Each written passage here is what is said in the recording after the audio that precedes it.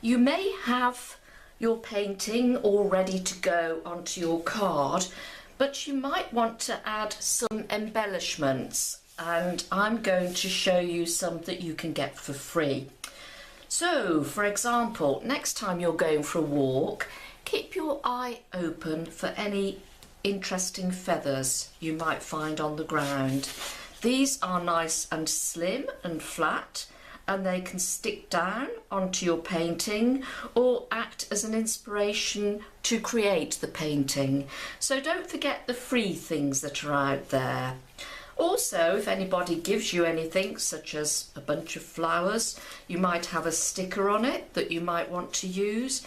And the ribbon, of course, is useful. It can be used just as a straight piece to put your painting on, or just as a bow. Ribbons come in lots of different ways, wrapped around presents, little gifts, on boxes of chocolates. Don't discard them, keep them, they're free and you can use them. Also, don't forget, and you'll like this one, wrappers from your painting pans. When I unwrap a pan, I always keep the paper off the wrapper, and that's great if you've got a friend who you're going to send a card to and they're a keen artist. That's another good idea. Also, don't forget stamps from various envelopes, and even the envelope itself could be interesting. It might be coloured, so that's nice bit of paper you can use there. Or even an airmail envelope can be useful for something. When it comes to stamps, I have my old stamp book still from when I was a child, but because I don't want to use the actual stamp, I photocopy them. So I photocopy them, and then if you remember the scissors I showed you in the equipment section, I've actually got a pair which do cut in this perforated edge.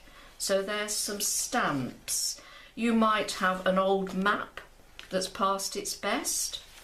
I've actually got a wonderful old atlas which my father had when he was at school, and I photocopy pages out of it which might give me the appropriate country for something that I'm sending to somebody, or it ties in with my painting.